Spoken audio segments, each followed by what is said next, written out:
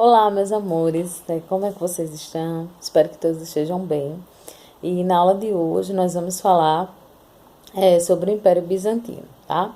Mas para começar a falar sobre o Império Bizantino, é necessário nós voltarmos um pouquinho e lembrar como o Império Romano se organizava. Então, na aula anterior, né, nós havíamos comentado que o Império Romano ele se dividia em Império Romano do Ocidente e Império Romano do Oriente.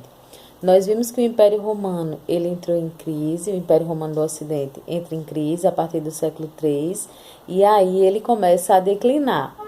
Com esse declínio, com esse enfraquecimento da administração do Império Romano, começam a haver as invasões germânicas e aí o estabelecimento desses reinos germânicos no território romano, tá? Então, esses reinos, eles vão se constituir como estados nacionais independentes ali na região da Roma Ocidental. Vai haver também nesse período a divulgação do cristianismo, o crescimento das ideias, a propagação das ideias cristãs.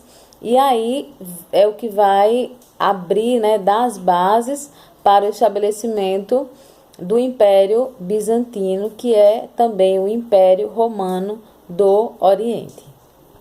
Enquanto no Império Romano do Ocidente vai haver essa fragmentação, o Império Romano do Oriente ele vai permanecer firme, cuidando de suas fronteiras e se destacando nas atividades comerciais, né?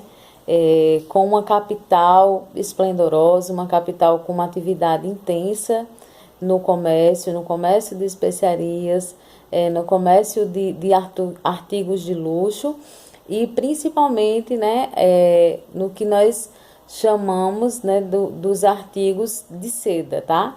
Então, e o que é que facilitava, qual era a vantagem que o Império Romano do Oriente tinha em relação a essa atividade comercial?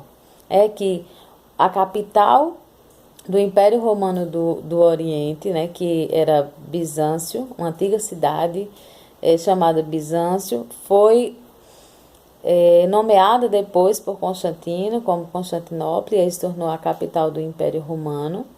E era uma região privilegiada de várias rotas comerciais, né? E então, esse trânsito entre as cidades do Oriente, que passavam por Bizâncio, fizeram com que Bizâncio pudesse se tornar uma grande referência na área comercial. Além de Constantinopla ficar entre os continentes europeus, né, na divisão entre o continente europeu e o continente asiático, eles também contavam com as rotas marítimas e rotas terrestres. Então, essa localização geográfica, né, associada a esse círculo de pessoas, fortalecia o comércio de Constantinopla e, consequentemente, fortalecia o Império Romano do Oriente. Eu vou destacar aqui para vocês, né, o desempenho de 3 imperadores do período do Império Bizantino que se destacaram. O primeiro é Constantino, que vai transferir a sede de Roma para Constantinopla, ou seja, vai tornar Constantinopla a capital do Império Romano, e vai tornar também, ele que torna e torna o cristianismo uma religião possível de ser praticada em Roma, né, e declara a liberdade de culto do cristianismo. Teodósio, é quem divide o Império Romano em 2, né, entre os seus filhos, que é o Império Romano do Ocidente e o Império Romano do Oriente, e que torna a religião cristã a religião oficial do Império, ou seja, torna o cristianismo a religião oficial. E Justiniano, que vai ter um grande destaque, que vai criar um conjunto de leis que fica conhecido como Código Justiniano. Nessas leis elas vão regular a vida social no Império Bizantino, e também vai combater as heresias praticadas dentro da religião contrária, né?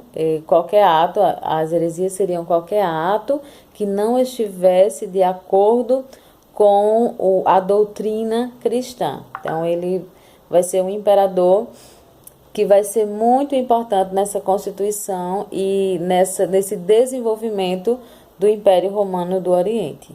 O esplendor do Império Bizantino ele se dá exatamente durante o Império de Justiniano, por volta de 527 a 565.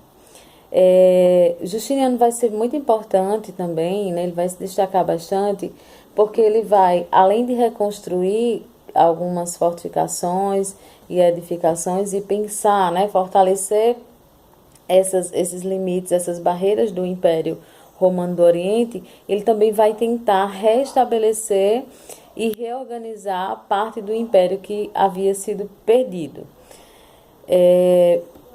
Outra coisa importante dentro do Império Bizantino é no campo religioso, né? O campo religioso vai sofrer algumas alterações em relação à religiosidade que se vivia no Ocidente. Então, vai haver uma separação entre alguns elementos do cristianismo que se vivia no Ocidente e o cristianismo que passou a ser pregado no Império Romano do Oriente.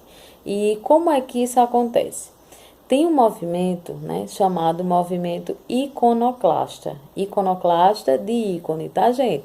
Então, o que é que vai acontecer? O Império Romano do Oriente, ele vai proibir a venda das imagens, né, das imagens de escultura, das pinturas ligadas à tradição católica, a tradição religiosa cristã, tá? E aí, esse movimento, essa proibição, essa perseguição a esses ícones é chamado essa guerra, né, contra as imagens fica chamado de movimento iconoclasta, tá?